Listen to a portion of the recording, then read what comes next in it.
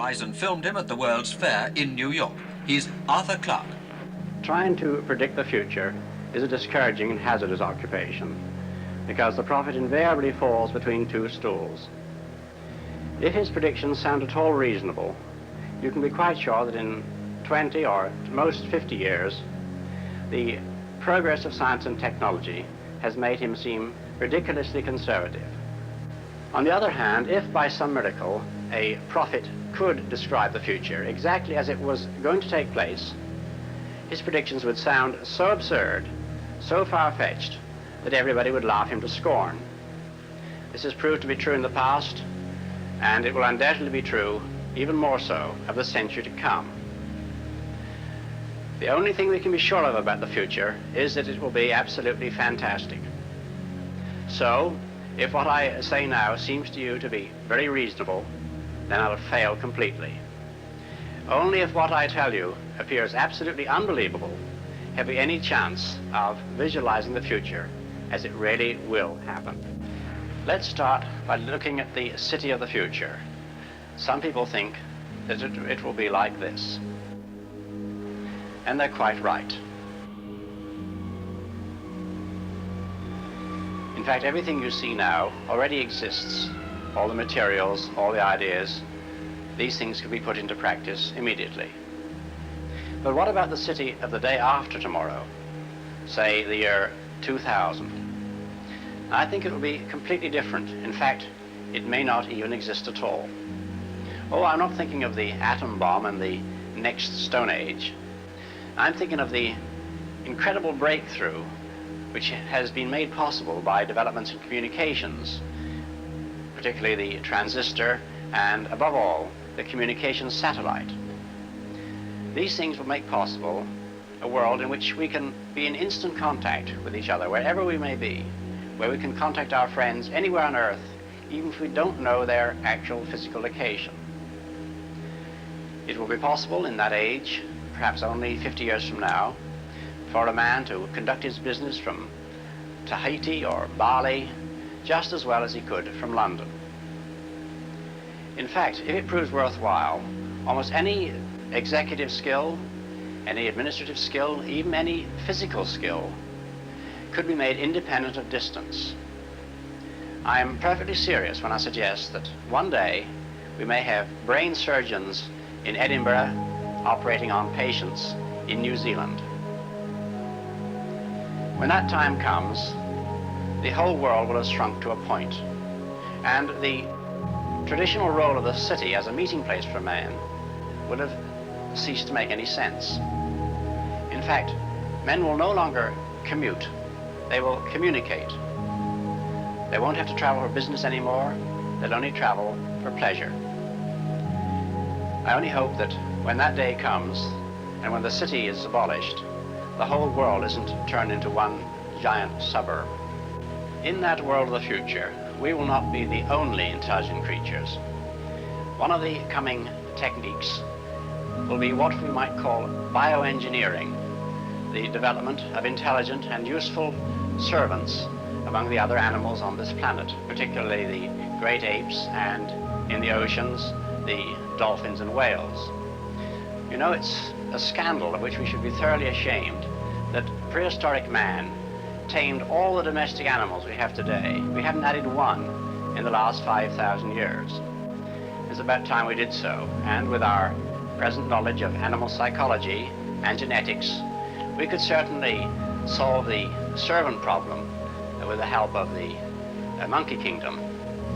Of course, eventually our super chimpanzees would start forming trade unions and we'd right back where we started.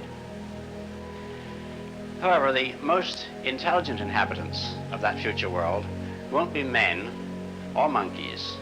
They'll be machines, the remote descendants of today's computers. Now, the present-day electronic brains are complete morons, but this will not be true in another generation. They will start to think, and eventually they will completely outthink their makers. Is this depressing? I don't see why it should be. We superseded the Cro-Magnon and Neanderthal men, and we presume we're an improvement. I think we should regard it as a privilege to be stepping stones to higher things.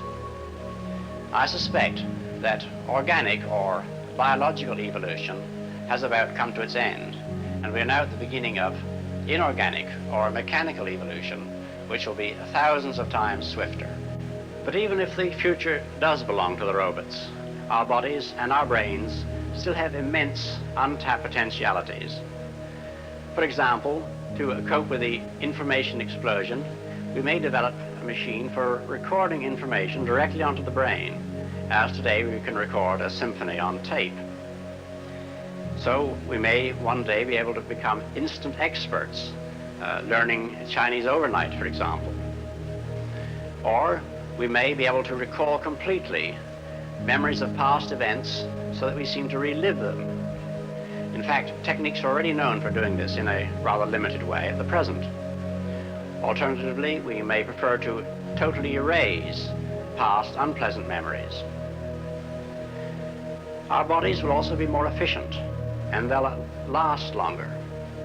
After all, it's only in this century that a patient had a better than 50% chance of any improvement when he was treated by his doctors.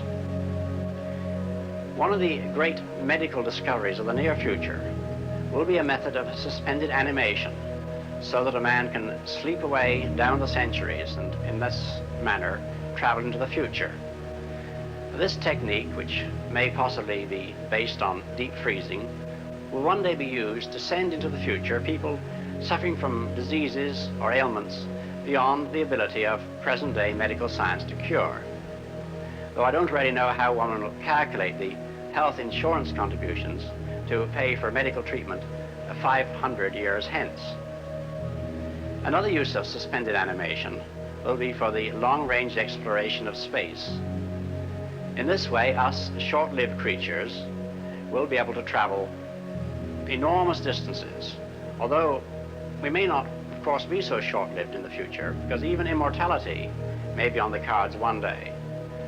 However, even without immortality, we may be able to make journeys lasting thousands of years, and such journeys will be necessary if we ever wish to cross the enormous gulfs which separate us from the stars.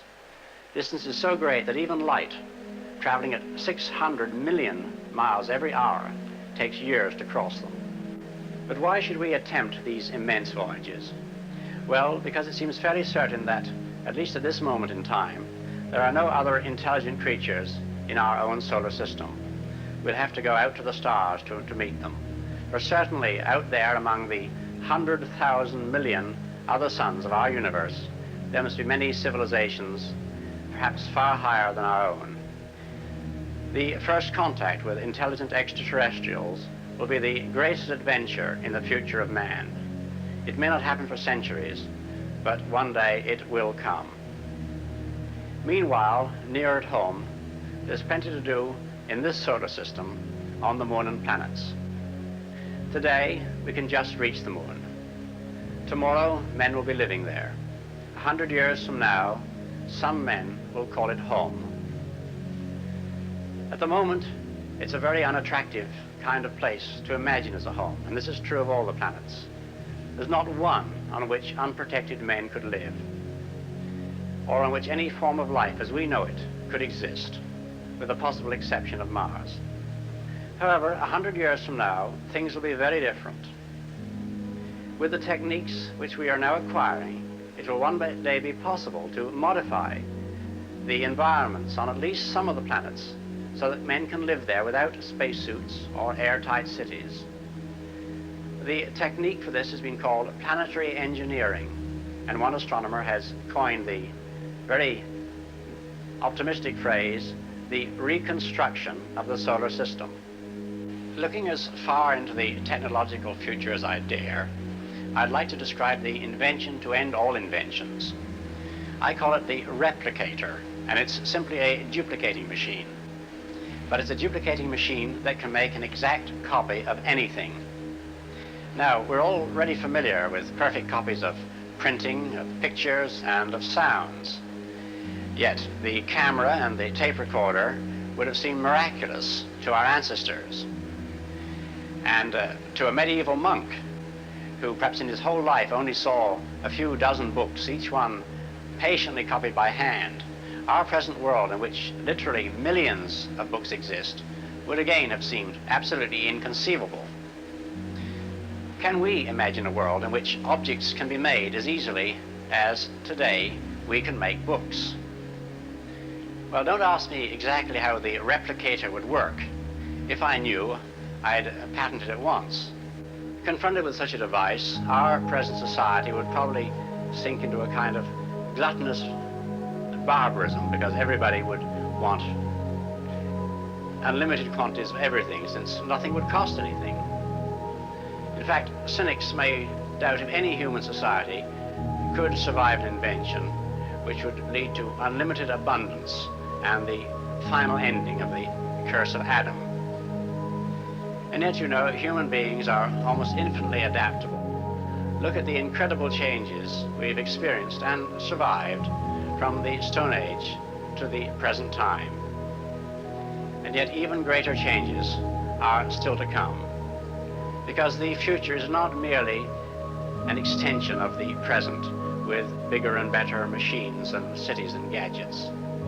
It will be fundamentally different, and many of the things we take for granted will one day pass away as completely as spinning wheels and sedan chairs and oil lamps. And that is why the future is so endlessly fascinating, because try as we can, we'll never outguess it.